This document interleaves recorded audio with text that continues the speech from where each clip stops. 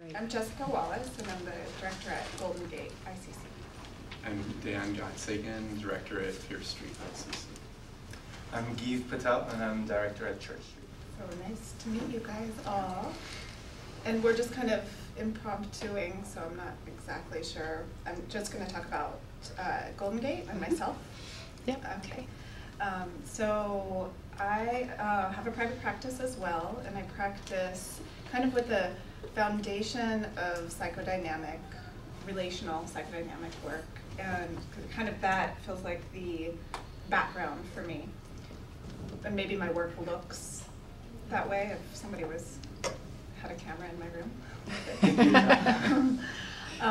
And I also reference somatic work a lot, so I use the body and somatic techniques a lot. I have CMT, so I've studied that. I've never actually done that, but I really respect just the body and mind connection. And my kind of context, I say, is transpersonal. And that's the same as the center. So I'm talking about the way I practice in my private practice, but it's also the same of what I'm showing up as at Golden Gate and what we're, the kind of frame that we're using around training at Golden Gate. So I call it a context because it's in the background. It's a way that I always view people as more than just their ego, more than just their mental constructs, their historical story and patterns. But it's not necessarily going to be something that comes out in content or process. Like if my clients aren't transpersonally oriented, they may never know that I have that. Although I tend to do more long-term work, and so I kind of find that people do eventually get there, even though I haven't said anything about it. And I think our center functions a little bit like an incubator. It's a little bit like an incubation period. You've just gotten all this theoretical knowledge, theoretical philosophies and theories, and this is a place for you to practice. And I know you've had a little bit of practice, but this is the real practice, sitting in your seat. So a lot of what I feel like my job is to help people with their anxiety, because that's maybe one of the biggest things that's coming up when you're first sitting with clients. So is just helping provide a lot of support and kind of helping you find whatever your seat is. I have a lot of freedom at the center to develop in different ways. People come with, we've got people from like very Lacanian and studying Lacanian stuff, and then people who are like doing really transpersonal things. So it doesn't really matter. It just matters that you have an interest, a curiosity, and are holding a context of some sort of transpersonal. And that could be, transpersonal to you could just be psychotherapy is your spiritual practice. It doesn't have to mean that you have a spiritual practice. But we do focus on that a lot, the transpersonal element. I think that's all I'll say for now. So I'm Dan again. I like that way of starting with kind of just a brief introduction of who I am, how I practice, and then I was hearing how you were talking about how that really kind of carries over into what we do in the center. So I'm an ICP alum, SciDoc alum too, and in private practice also in the city for quite a while. I think of my orientation as relational, kind of contemporary, psychodynamic, relational, and for many years I really held it that way, and I kind of dealt with the discomfort that I felt around much of the analytic psychodynamic in various kinds of ways, but never quite let myself face the ways I really feel different than much of what's in the kind of analytic and psychodynamic community. And over the last few years, I've really been kind of coming out more around that and challenging myself more around that. At this point, I really talk about our training and kind of more overtly training at the center and what I'm calling more of a heart-centered relational approach. And I mean different things by that, but I think, at the bottom, fundamentally what I mean by that is that on top of all the relational psychodynamic ways of sitting with each other are really valuing the relationship as a vehicle for healing, that there's a kind of quality or moments of love, honestly, that enable the process to carry through the inevitable impasses that occur when two psyches come together and they're working with one person's suffering. And it's very much a path for me, and that's for us, I think, is very much how I'm holding the kind of transpersonal part of what we do, that there's an act of real service and being willing to sit with other people, that the experience of being open to what happens inside when you're in the presence of somebody else's pain is not always easy, and moments when things are going very well requires, or through grace kind of enables, a kind of moments of deep caring or love to occur that fuels the process. And then we do, very much of the training, very much of the way that I see things, still really in working with the relationship, working with the transference, working with, by that I mean, working with the client's deep sense of longing for what it is they've been looking for in relationships and repeatedly not finding in different ways. So whether in a particular work that looks like working with the pain around not having found it for so long and how that's coming up again, and even in the current therapeutic relationship, or when it opens, when that's available, to be working with the ways where something new is genuinely happening in that person's heart, is really opening and experiencing something different. So that's how I think about the work, how in general that's the umbrella that we train under. I'm sure we'll talk more about it as we pass through again, but in the group process, we're in a T-group process, which is very much focused on the intersection of two people and what happens in relationships. So we're continually open to working with the interpersonal, the kind of intersections between you and somebody else, and what that evokes in you as a practice for developing your capacity as a therapist, and for really cultivating that experience of non-defensiveness and the presence of struggle.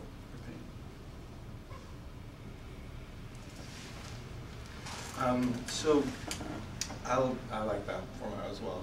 Talk a little bit about how I hold therapy, and I identify as a Gestalt existential therapist, which means I'm really interested in phenomenology and awareness.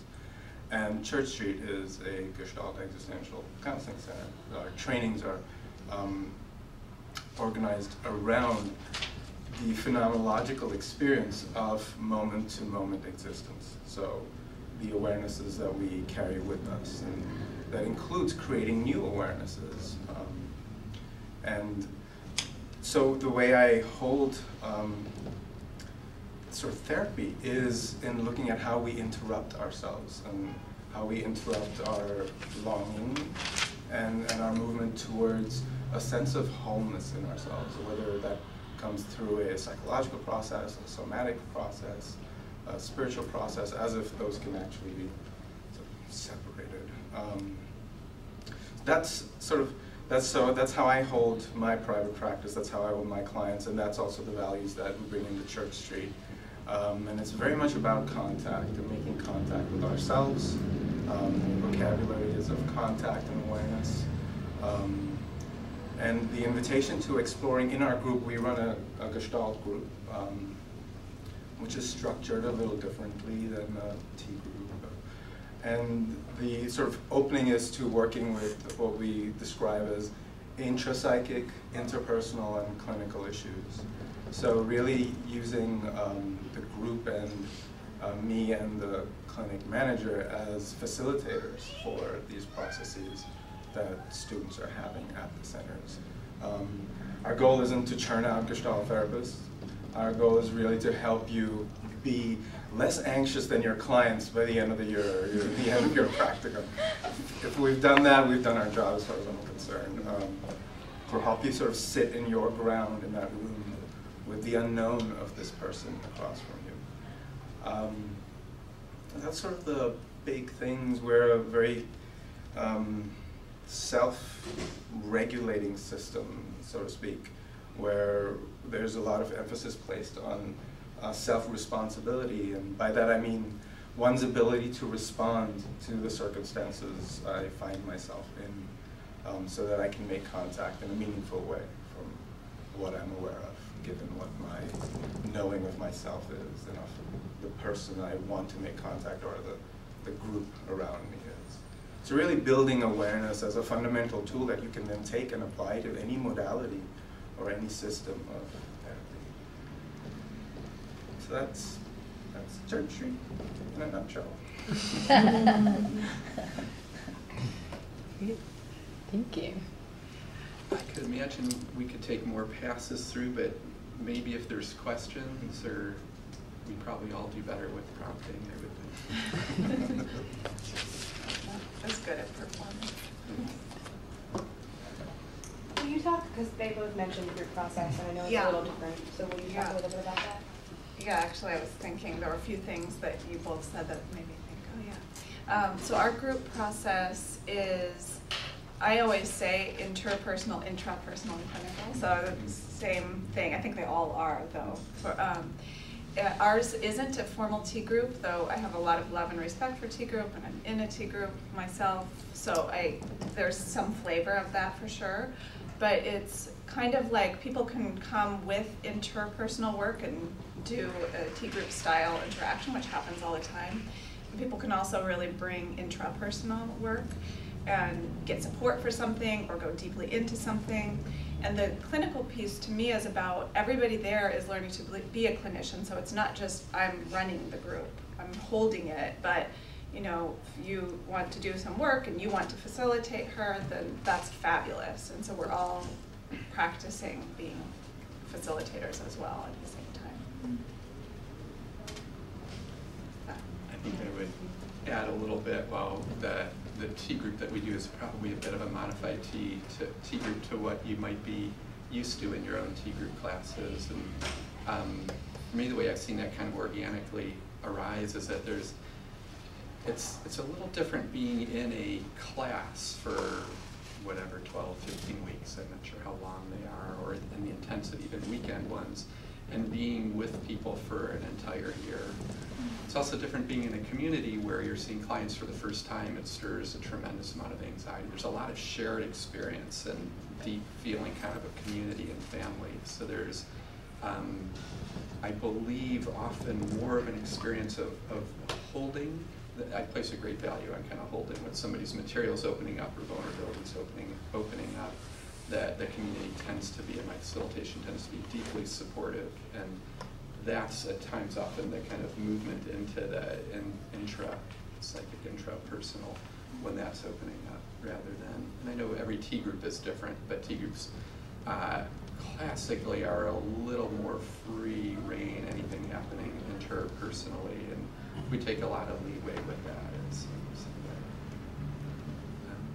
One other thing, while you mentioned things that were kind of missed along the way, that I also want to say that Pier Street, we're very open to people practicing in any way that they do, and we have folks that are kind of from a very wide range. And in fact, I don't even really hold that a kind of relational orientation defines how you practice. I think it's a particular lens that you might look through at times, but the practicing you're doing is really what comes natural to you, especially at first. I love what you were saying about anxiety, and there's, in that first year, there's a ton of just getting support and just landing in your seat and your body and your heart and showing up to clients. So there's a lot of room to do that. We want you to do that, however, is real for you.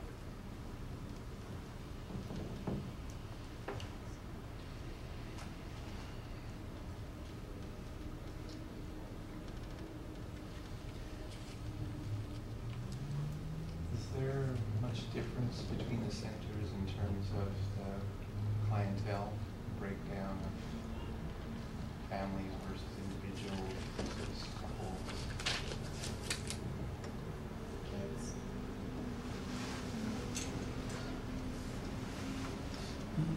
I would think it's hard to know because there aren't really statistics that are kept across centers. certainly for us, my impression is it's across the ICCs is that there's very few kids that come, and that may be different for you guys. For us, we get, you know, half a dozen or so a year. You couldn't plan on even seeing a single kid in a year that you were there, and you might, and if you're specializing in it, you might see a few, and we're open to you kind of reaching out to kids, but it's very, very little, very rarely what comes in. I'm not sure what I would guess the ratio of couples to individuals, but certainly every student that wants to see a couple will see a couple, and often will have the opportunity to see a number of couples, particularly if they feel ready early on in their year. Over the course of the year, they can get a number of couples. So in terms of that kind of breakdown, that's what I would say. Yeah, I would say the same thing, and the thing that I was thinking about is I think a lot of people think the area matters. I don't know if, I mean, we've kind of wondered if that's actually true, but generally younger people, generally, because they have less financial means. So I think that's true for us, it's true for you guys too. Yeah. So a lot of college students and just 20-somethings. And our counseling center has a thing with Conservatory of Music, so we also have a bunch of conservatory students, and we have a bunch of art students, because nothing official, but we just do, and I think you guys also, one of you have art students. Is that not true? No? Okay. Yeah, and my sense is that because we've been in the mission, particularly where we are, that there is a little more that we pull in from our local community. In terms of clients from the mission, from Noe Valley and Castro. And I know that that's not been necessarily a limiting factor to a client going somewhere else. They'll go where they feel at home. That's the intention we have. And we often refer to each other if someone doesn't feel comfortable or stylistically with one of the centers. But I think, yeah, the majority are individual. I think about a third to a half of our clients are queer. We have occasionally families coming in. We almost never have children coming in on their own. They might come in as part of a family. And again, everybody who wants to see a couple will get to see at least one couple during their time. And we don't assign couples to students in their first semester. I don't know. Just to ease you into the complexity and the amount of data that you have to hold when you're working with the system. That's more than just you and one other person.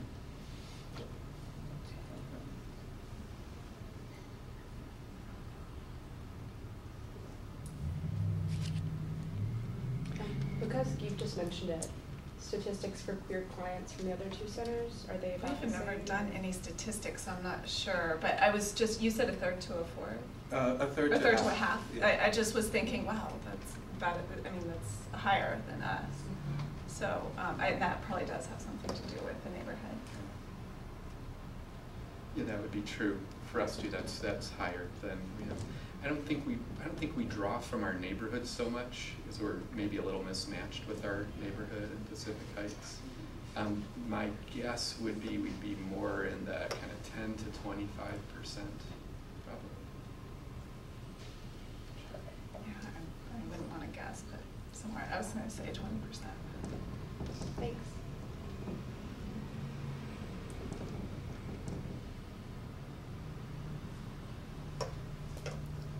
Go ahead. I'm just wondering what it looks like in the beginning. Yeah. Could you say more about that question? What is it?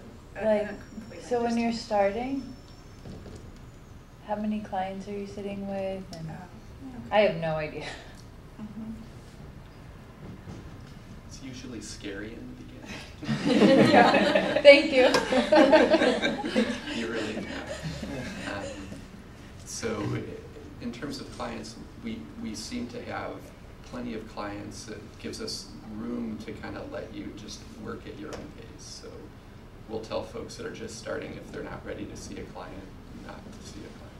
And if that takes some weeks, when you're ready. If it's one client, then see one client.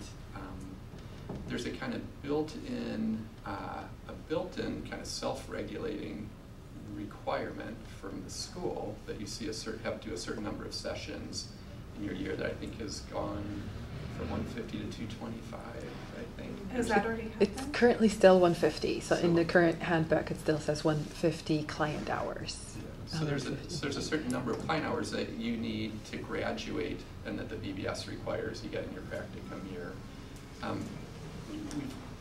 We don't have any problem with helping you get that and well beyond if you're wanting. You get to self-regulate how many clients you take in. There's a lot of emphasis, as I'm sure there is at all 3 centers, of doing a lot of hand-holding and creating a really supportive environment when you're just starting. One of the things we do at Pierce Street is we have a required first semester supervision training group that I run Wednesday mornings before the required part of the day starts for everyone else. There's optional group supervision for everyone else that they seems to take.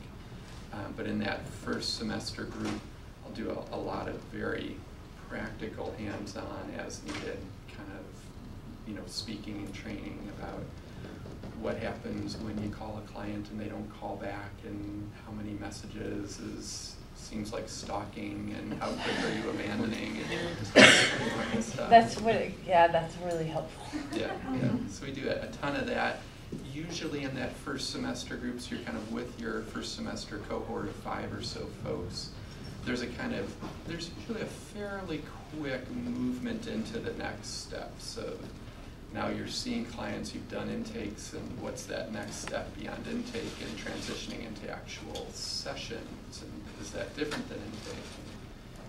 And so we kind of keep pace with the new group, and usually within a month or so, surprisingly, most folks are starting to really get more into the heart of seeing clients and talking about specific things that are happening in sessions. Is it the same? It's the same for us. All vaguely different, but basically the same. Yeah, I'll just add, we don't have a sort of a required first semester group at Church Street. If students in first semester are interested in that, then we do. So it's kind of left up to the students. And again, that transition happens so quickly to where you only have to see your first client once, and then it's no longer your first client. So a lot of that becomes the process that you bring into the group or into the community. So that's one thing we hold. And the other thing is the 150 hours that you're required. It averages out, there's 3 17-week semesters. So that's 51 weeks. So it'll average out to about 3 clients a week for your minimum that you're required to graduate. And so the way we hold it is that you get to sort of regulate that for yourself.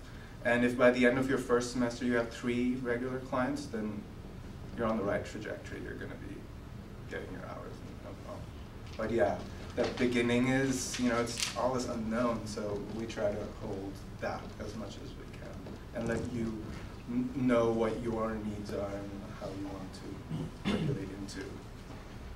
I don't think we'll ever assign more than 3 clients in a week to any given person ever.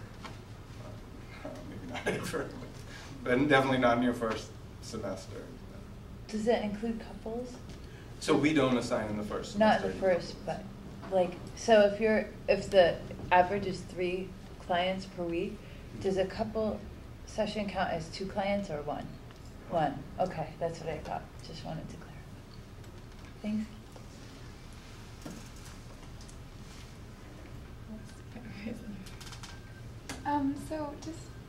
So logistics, is there different hours that each people work at, or what are the hours of times that you would work, and how is it different between each place? Yeah. We're kind of open all the time, so you can work whenever you want to. Okay. I think the weekend hours are really easy because most people don't want to work then. But if you do, you'll get clients very easily because it's open time. There's not that much to compete with. Sometimes when we're busy, we have to do a cap of everyone can only have 5 peak times, which is evening. And I think that this isn't my area, it's the administrator does this part, but I think that she makes everyone work one evening. I'm not positive about that. Okay. But pretty much you get to work when you want to work. Okay. And you'll just get more clients if you have more flexibility. So it's up to you. Okay.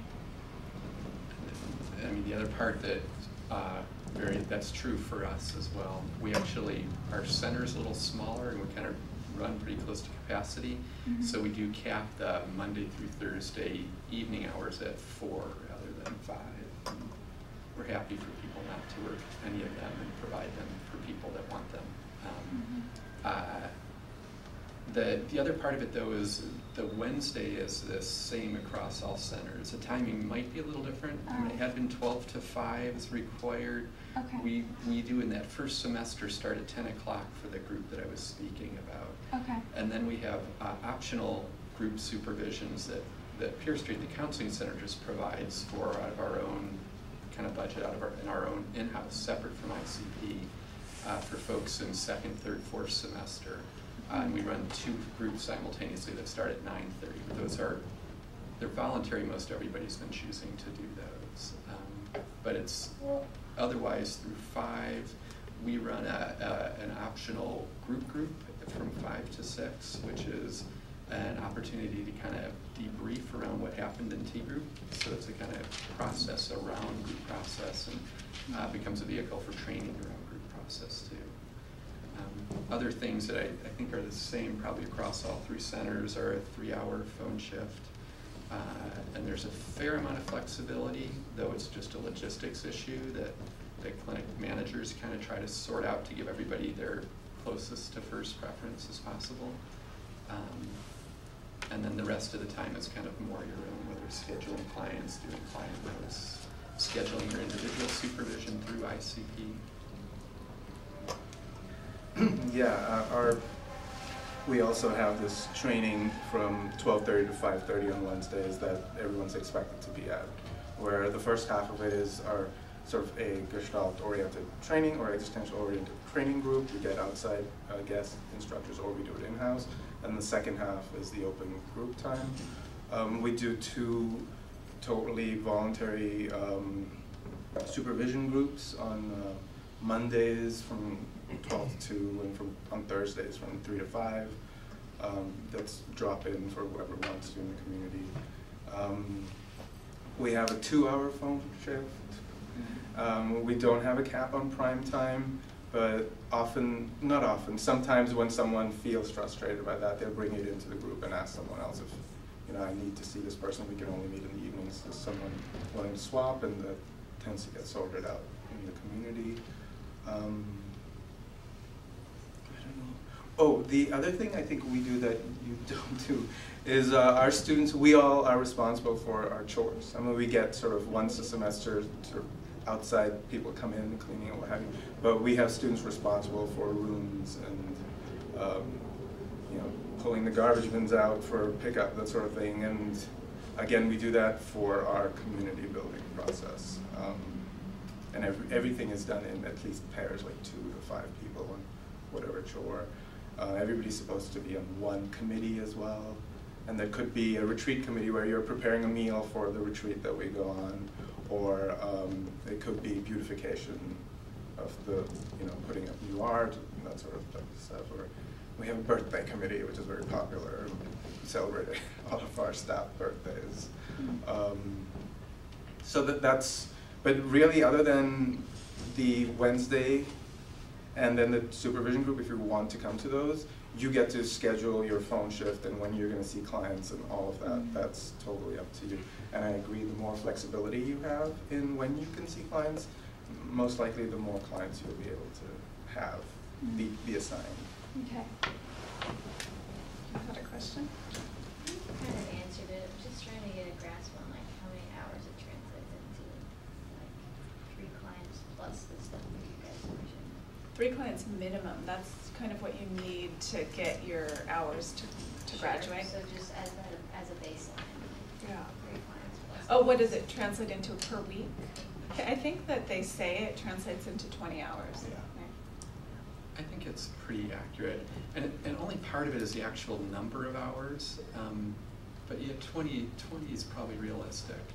And we'll have folks that'll see from 3 to 15 or more clients, depending on what they feel their capacity is, like over time as it grows. So it can get much more than that. But there is something just in addition to the actual time requirements, really kind of psychic capacity or kind of emotional bandwidth. To be doing something that's very different than you've done before, it's pretty unsettling. It can demand a lot. To be sitting in a group process week after week can really evoke a lot of material. So sitting with clients, there's so many things that really evoke a lot. So when you're thinking about it, make sure that you're providing as much of a support network and space as you can to Yeah, I think we have a lot of people who just hang out at Church Street. So they might have a client at noon and then another one at 3, and they hang out and they're processing or they're writing their notes or they're sort of being with each other and whatever's alive for them. And that seems to be a really good way to be be supported and feel supported and be connected to the location and the work. Yeah. So yeah, the giving yourself breath. I think the 20 hours is accurate. I think that's actually what it ends up being. I'm wondering about the 20 hours. I'm thinking about the BBS requirements. And so there's 3 hours a week that you can apply. I guess what my understanding was that you could apply up to 1,200 hours pre-graduation or something like that. But at 3 hours a week. Yeah, it's far more that you can apply. There's different, of the 3,000 hours you need, there's all these different breakdowns. There's a fair amount that they allow for training hours, supervision hours, group work, phone contact, and we do allow you to get quite a few of those. The reality for most folks pursuing licensure is the bottleneck is always the individual contact hours. It's 1,000 individual and the 500 family, couple, children. And most folks have just maxed out all of the training, note-taking you can count hours for. Most people have maxed that out well before they max out the other 1,500. So if your plan is to kind of chart the clearest, the directest route to licensure, I wouldn't be too focused on that part of it, on how many hours you count, of how many of those other hours. That being said, you certainly can get licensed much quicker if you go to like a community mental health setting where most all of your hours are direct client hours and where you're not spending so much time in trainings and group kinds of processes that ultimately don't get you there any quicker. I mean, my belief is they can train you and support you much better in getting there. And so a lot of folks will look at that first year more as an opportunity to really kind of develop a sound base and take advantage of a rare opportunity for community as they're getting started, and then maybe launch a little more aggressively towards accumulating hours. I don't know if that speaks to what you're saying. Yes, it does. So if we go through the ICCs, though, it's a little more limited in terms of what we can apply toward the licensure than it would be at another place? Well, it's more, I mean, I think BBS regulations allow you to apply a tremendous number of individual client contact hours per week if you're seeing those clients. That's typically for folks that are just starting out only in a kind of inpatient sort of setting where every hour you're there, you're in proximity to clients, and so you're counting them. If you're just starting in more of a private practice type model, which is kind of loosely what we're doing, you're scheduling sessions, people are coming in for them, they cancel, and there's, it takes time for them to come in and build a caseload. You may well bill, and we have people that bill to 15 and 20 clients, where you could be seeing quite a few clients in a week, but that's not the norm. And if that does happen, it usually happens towards the end of a year. You wouldn't be coming in and doing that anytime soon. So, right, you could go to other settings and accumulate the important hours much quicker than an ICC. I think if you take in all the extras that you can get out of it, you could get around 1,000 hours of your 3,000 by the time you graduate. but then all the remaining hours will be the direct client contact hours.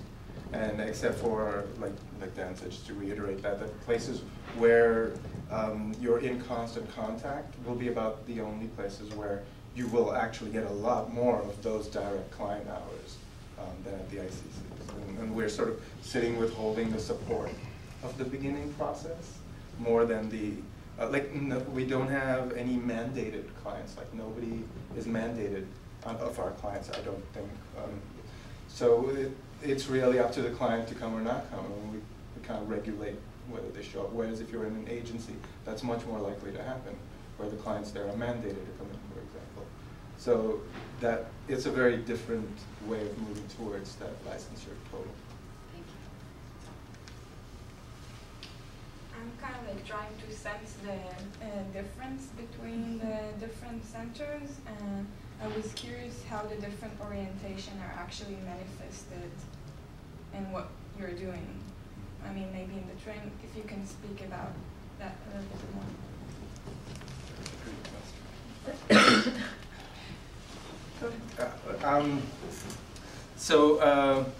The focus in a lot of our trainings is in the Gestalt vocabulary and the Gestalt principles that you will learn if you've taken Gestalt.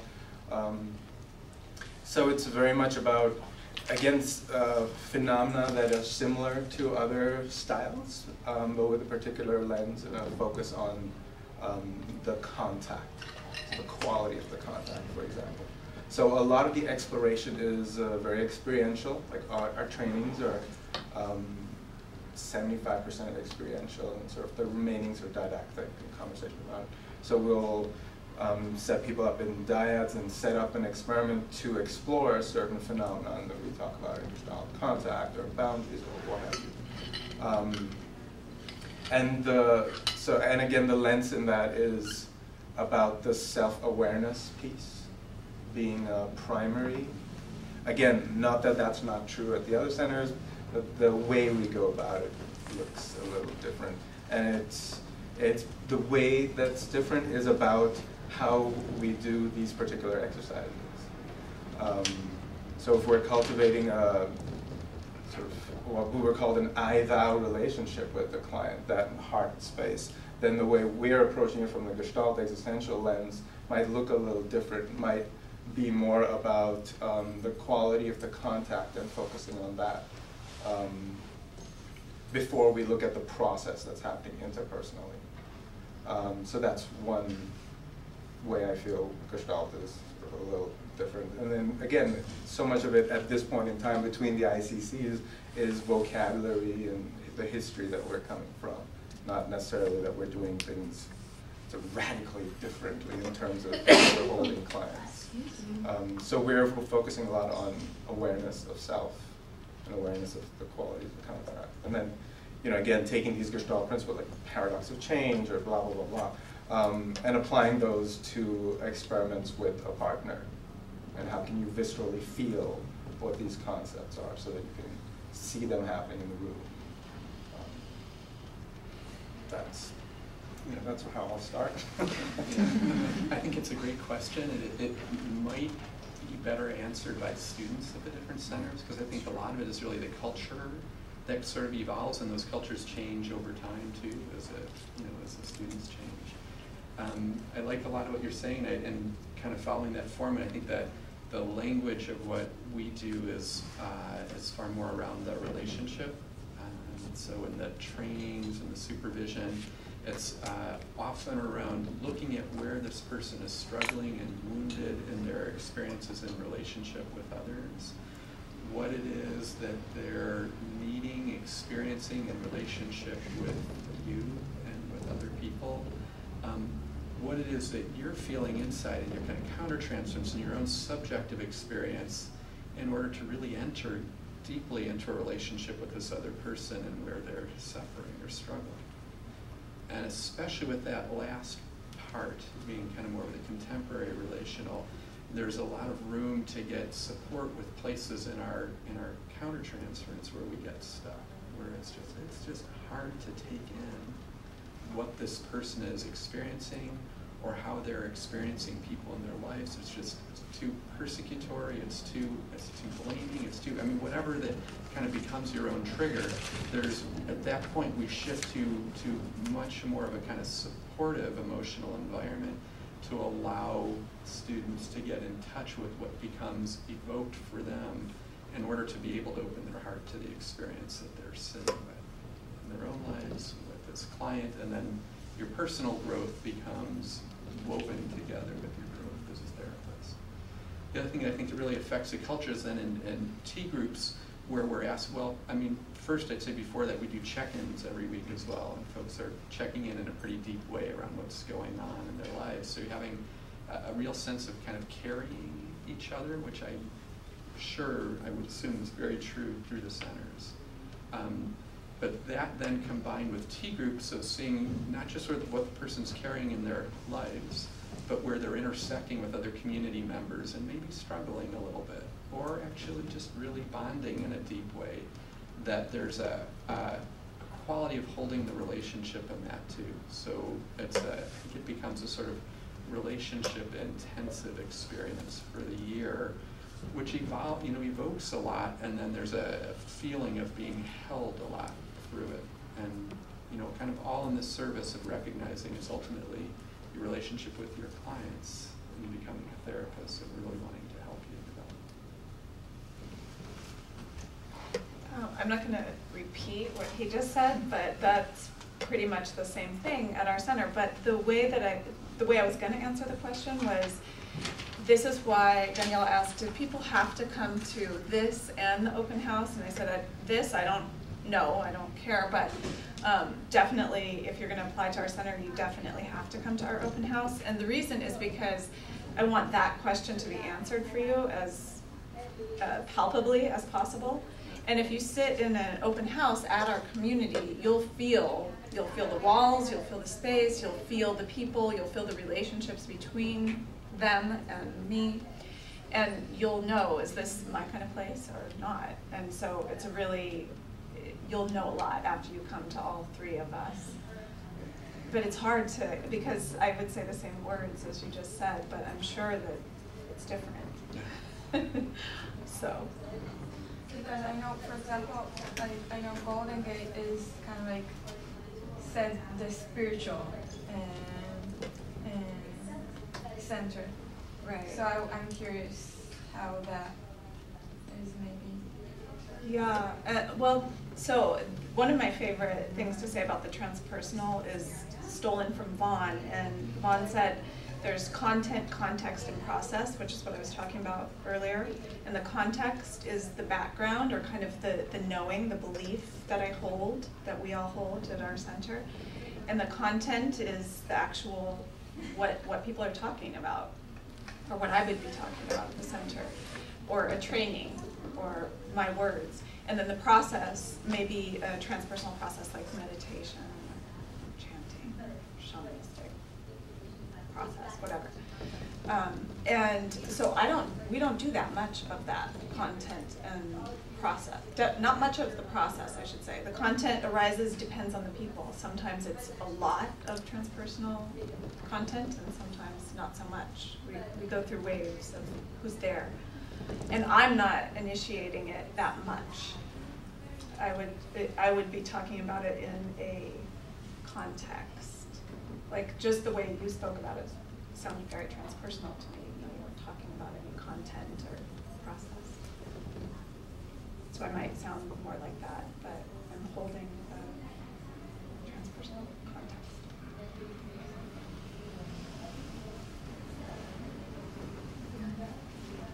Did you already ask your question? Yeah, because my main concern was supervision. As a beginner, on the one hand, I do want some structure and guidance, and on the other hand, I really want the space to find out who I am. So I was wondering each center, which will be more emphasized and balance, and also in terms of the person, individual supervisor outside, do you encourage fun in terms of orientation the same, or is it okay to come to totally different, or how do you incorporate them if they're just two different approach?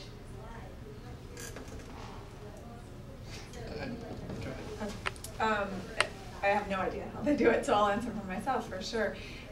Everybody has their own individual supervisor, and they choose them themselves. So that means you can choose whatever orientation you're fascinated by. And so then you have one-to-one every week, 1 hour with this person, and you can call them in emergencies and so forth. So you have a lot of input by who you're fascinated by. And you can switch them at semesters if you like. And some people love to just have a deepening experience of going through with one person. Probably more people do that at my center. But you also could switch. Like, I really want to try this, and then I really want to try that. And it could be very divergent, and that's fine. And then the supervision that we receive at the center, I actually do the supervision. And I have one group that's very content rich, like people are just bringing up whatever, and we're all giving feedback about it. And then we have another one that's case presentation, and it's totally transpersonally held. It's in a model that came through Chogyam Trungpa Rinpoche's dream, the founder of Naropa. So it's varied even at the center, one very transpersonal piece, one very psychodynamic piece. And in terms of structure and have your own space, which will be valued more in your center? Do you really think for beginners we do need more like structured guidance, or do you think you want us to find out who you are, what works best for you, which will be more focused and richer? Just really a balance. Well, I'm not sure if I would say that. I mean, maybe you guys have a different opinion, but I don't think that any of us are very different in structure. The structure's pretty much the same. It's laid out with a lot of holding, because at the beginning you need a lot of holding, but also a lot of freedom at each place. And you know, he's even got a very specific Gestalt focus, and yet people come out being all kinds of different therapists. So I think that there's quite a bit of personal freedom wherever you go, and that there's also quite a bit of structure. I mean, the Wednesday is structured, and you're going to have that. And like, you can run groups if you want to run groups, and that's, you know, whatever you want to run it on, and whoever you want to run it with, and whatever extra supervisor you want to get for that. Yeah, I think if I'm understanding what you're asking, that there's a real holding environment structure in the way that Jessica's talking about that's there to give you a lot of support, even if you're asking for a lot of direct guidance on how to, whatever, return calls and that kind of very early on stuff. I know for us, and my guess is across the centers, is that there's a tremendous emphasis on you finding what works for you. And as soon as you feel an impulse to work in a certain way, and that could be as simple as disclosing information to your clients about stuff, as, I mean, techniques that you bring into the room. As soon as you feel the impulse to do that, we're supportive of you doing that. We're hoping that you're feeling safe enough in order to be transparent and kind of talk in the room about that with your individual supervisor, like Jessica's saying, who you pick, and that can be from whatever orientation. But also in our group supervision with me or with our other group supervisors, so that you could be talking about it and reflecting on it and learning from how who you are and what your impulse is working or not. It's my belief, and I would imagine it's a shared belief of all three of us, that your impulse ultimately is going to take you to what's naturally your niche in healing as a healer. It may be that early on, the actions that come from your impulse have unintended kind of impact.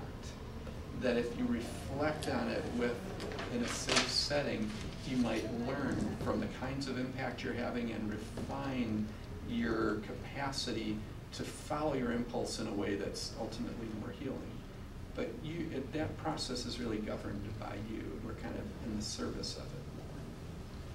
So really, if I come out with Gestalt, naturally doing this psychodynamics framework, it's okay? Oh yeah, we have folks that are with Gestalt individual supervisors that are practicing Gestalt all the time. It's more than okay. It's like synthesis or whatever it is, yeah. Yeah, just to piggyback on that, it's really the support that we intend to bring is for your revelation of yourself. to find where your roots are, where your ground is, and how you want to be held in that. So we'll hold sort of similarly the supervisions at Church Street. The group supervisions are they are Gestalt oriented in terms of you know, again, what that means is most of the time we're looking at countertransference rather than the client's process. And if that's not enough, then you ask for something different, and we find something different. But that you really get to be the author of what that journey looks like for you.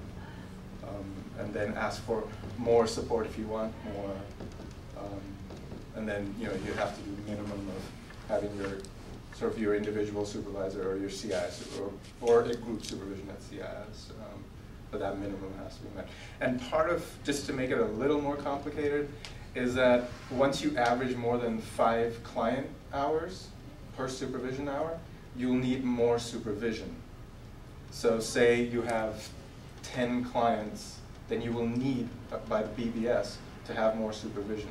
So that becomes another choice point for you to see, oh, I like this style, so I'm going to meet with my supervisor twice a week, for example. Or this is great, but I want to try that other supervisor too, and try that. And I also came through ICP, and I was a total supervisor butterfly, and I had 4 different supervisors. Like every semester I was in practicum, and that had value for me. And then my internship, I was with 2 people for 6 years, so I learned. But yeah. I'm sorry, but I need to leave in a couple of minutes. I have 2 quick questions that are geared towards all 3 of the centers and individually. So one question one of the students asked was, how many practicum spots are there at your counseling centers each semester? Well, generally, we take about 6 people, but it depends on how many people are graduating. In the spring, I can't imagine we'll actually be able to take more than 2 people. Generally, we take 5, and in a similar way, it depends on folks leaving. The range usually is rarely different than 4 to 6. Okay. 5. Okay, great. And then the next question I had from a student was, and maybe if you can start with that, Gieve, is how do I best prepare for the group interview or the individual interview? Oh, this is so exciting. The best way to prepare for it is to be yourself. To really sort of sit in your truth as close to it as you can get, to feel out each center, like you were saying, the open houses, to feel how you are, where your aliveness is when you go to these interviews and make contact with these people, and see what feels true to you, and trust yourself in that decision. I think trying to get in, and I understand and I respect the anxiety that goes into applying to an ICC, and that there is competition. I get that that's really hard, and my experience is that if you go somewhere because it's an ICC but not where you want it to go, that's not going to be very supportive for you. And we can all make anything work. We're incredibly adaptable. I mean, pretty much anything. I really treasure that sense of like honoring oneself. And if you don't get what you want, and again, I know this is very complicated. I'm an international, so I was an international student when I was here, just to throw that in there as well. I do recognize the process of being an international. So and the visa situation with that. So I really invite that sense of just be in your truth, and I mean, that's sort of what we're looking at for the fit, and you being who you are will help us understand you better, and hopefully help you feel us better. I'm going to take off. Thank you, guys. Thank you, Keith, for coming. Let's see. I like a lot of what Guy was saying around really kind of feeling into, and Jessica was saying from the open house, is just really first feeling into what's right for you, and then stay grounded in that through the whole process.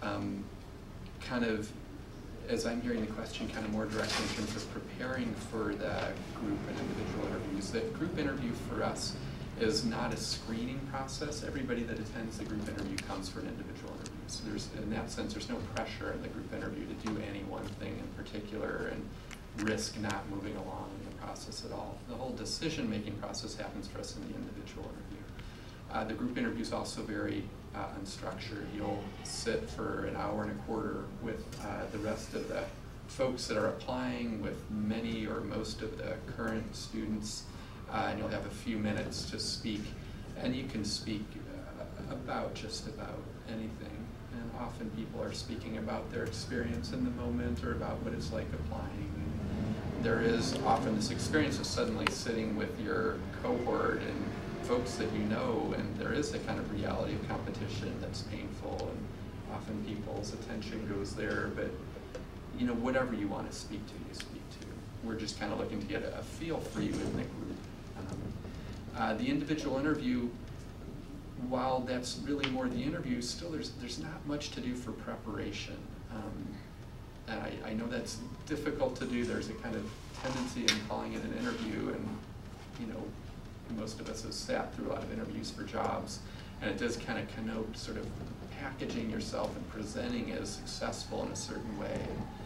We're not looking for successful so much. We're really looking for a willingness to be with your own vulnerability, a desire to learn, your own kind of felt sense rightness of fit, because we want to know you have some deep sense around that. Our individual interview will focus a lot, really primarily on the group process, because there's so many ways that people can benefit from that clinical part of the training. And there's so much freedom that people have in terms of how much they engage in clinical training, and we like it if you're interested in what we're doing. But our individual interview is more focused on the group process, because that's where we want to know that people have found a place that's right for them and that we feel the rightness of it. So we're liable to ask questions about your experience in T group and group dynamics. And we're not looking for folks that have just had this great experience of T group. We often have folks that have had really hard experiences in T group, and they're willing to try again, and they can talk in honest ways about what was difficult for them, and they're kind of feeling us out as much as we're feeling them out. And it's together, you know, you kind of have an experience that we decide, but you guys also are deciding, and I just, you know, want to kind of empower you guys to kind of be active in your own deciding process.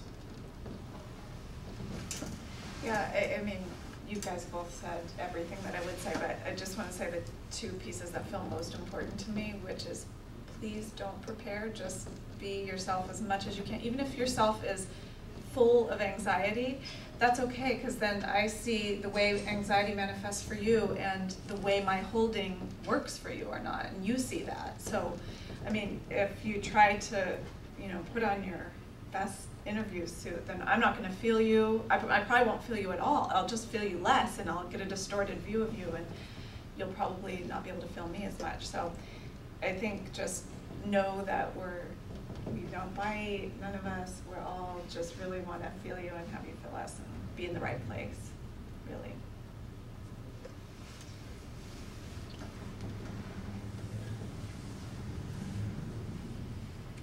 Yeah, I guess in the decision-making process, I know on our end as students, we submit a wish list, rank list, Right. 1, 2, and 3. But did the ICCs talk to each other about what they would? No. And we do that for your privacy. Right. Yeah. What about current students that are in practicum at those sites? Do they have any bearing on me? I wouldn't say that for myself, and I think it's actually different for Dan. They don't. I wouldn't say that they have bearing in the way. It's not like a vote. I wouldn't say that at all.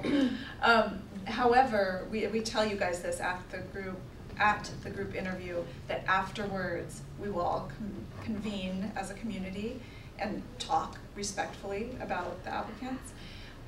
And the way I'm holding it, and it is very respectfully held, but the way I'm holding it is, even if somebody said, well, I had so-and-so in class and I was triggered a lot. I feel open, but I was triggered.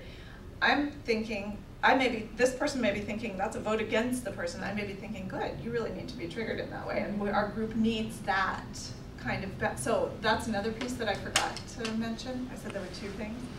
The other thing is I'm always looking for balance in our group. So I'm not looking for a specific kind of person. I'm looking for balance. And so if a bunch of people that brought this particular thing graduate this semester, then I'm going to need more of that. And so we have amazing applicants. We always have amazing applicants. And so if somebody doesn't get in, it's not because they weren't fabulous or wouldn't really be good there, but there could be so many pieces that it's about. It was a little tangential. I went to throw it in. And I would say very similarly, we do also are kind of looking for balance and to kind of balance out the gestalt, and that varies, and that's often not a reflection at all on like everybody's bringing so much, so there's some of it that just really depends situationally for us. We do that piece a little different. I think our centers are maybe a little different. I don't know how they do it at Church Street, but I know at Church Street they have access to every student, and our centers don't until you apply. We don't make a kind of forum like that to talk about students once they've applied, but both Susan and I, who's a clinic manager, are open to students approaching us if they want. And we kind of make it clear that if you're approaching us around somebody that you have strong feelings about based on your experience, one, that we're going to hold it very respectfully. Like Jessica's saying, as often as not, I think more often than not, it doesn't translate as a sort of vote for or against. That it helps me to know if somebody's dealing with something with a particular person. I'm wanting to get a feel if I have a sense that I can hold this. If I can hold this, then I want to invite it in. In the same way, sometimes people will say, oh, I just love this person, they're my cohort, they're tremendous, and I trust they're tremendous, and we're open to hearing that, but it doesn't translate in any way as a vote.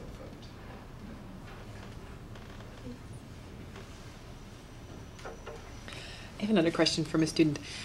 Suppose I'm trying to decide whether to start in spring or summer. If I apply for spring and I'm accepted, is it possible to defer, or will I just need to apply again for the summer? And more subjectively, does it look bad to do that? Can't defer. You can't defer. Okay. The same for us. Yeah, you can't defer. And does it look bad to? So she's saying apply for spring and then maybe change her mind at the last minute, or? Yeah. I don't quite understand why she would do it. I would say I don't understand. So it doesn't look bad. I just am confused by the reason that someone might do that, and it would make more work for us. So she's going to have to, and it make more work for her. She's going to have to come to all the stuff, and then she's going to pull out, and she's going to have to come to all of the stuff again. My guess is it would come from the kind of fear of scarcity of not getting in. And so she might have the sense that need to be in by a certain semester.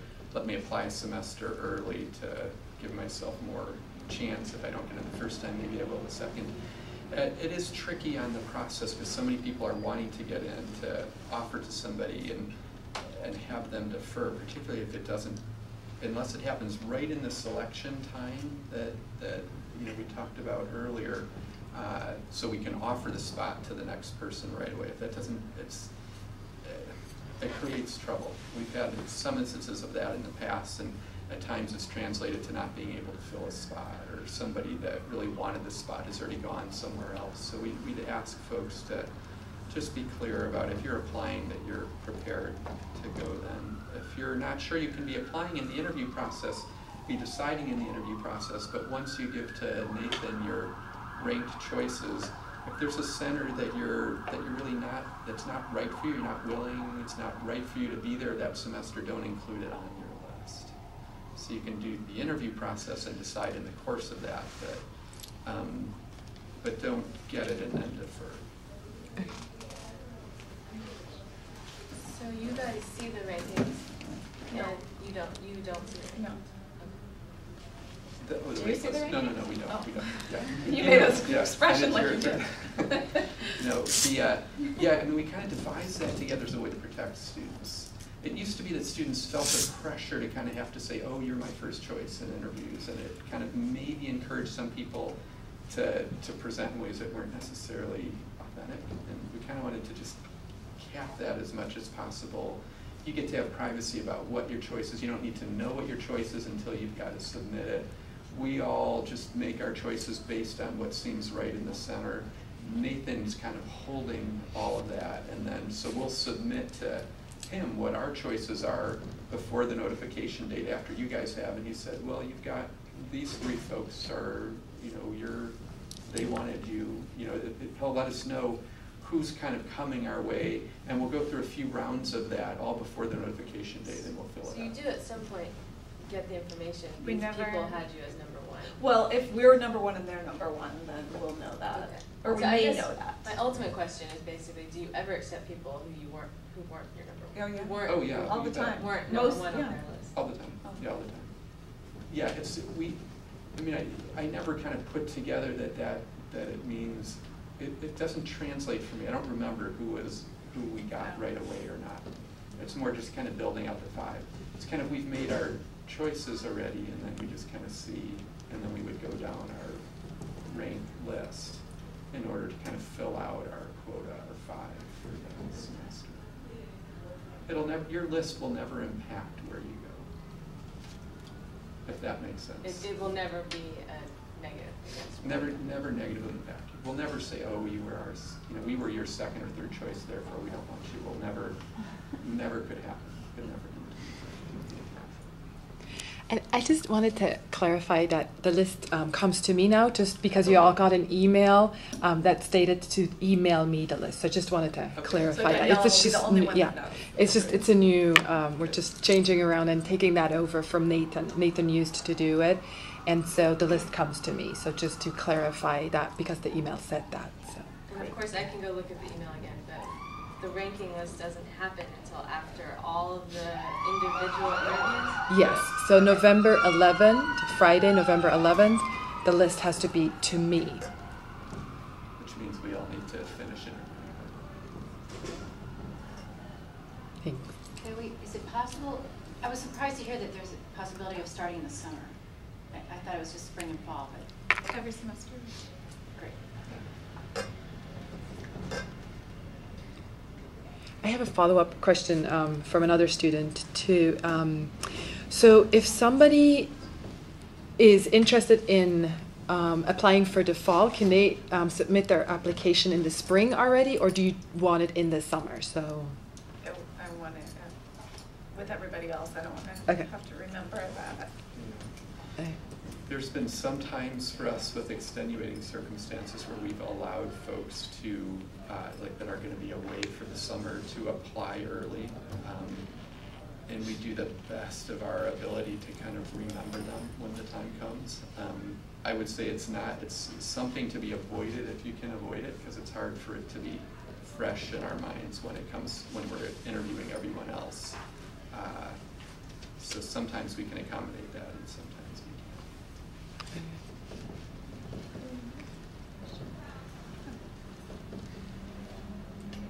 Any more questions? I have invited Ursula Rochester to come. In my book, she's the queen of BBS, so I just invited her in if there were any BBS questions. I know it's a little bit early, but I thought I'd bring her in as well, so wanted to open up to that, and also wanted to see if you had anything else that you would like to add as we're... Just if people are interested, go to the open houses. Yeah, we did our open house yesterday. It was very hot. It was kind of mobbed with people. and feel free to come. We've had people that come semester after semester, sometimes for the free food. Yeah, come to the open house, talk to students, and it's amazing how many times folks will have a certain idea in their mind and then be in a certain in the environment of the open houses and just sort of get a different feel. And so whether your idea was Pierce Street and you go somewhere else and you get a feel there, we want you to follow what's right for you and leave yourself open to getting that direct sense.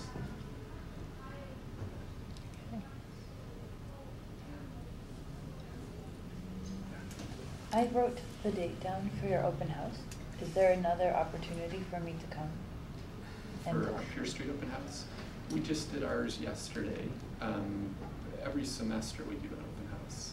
So there's not another one for, if you're applying this semester, there's not another one. But every semester we'll do them. And they should be circulated through the emails. And yours is open. I think ours is in 2 weeks. Yeah, Church Street is this coming Wednesday, which is going to be the 5th, and then yours is on the 12th, so in 2 weeks.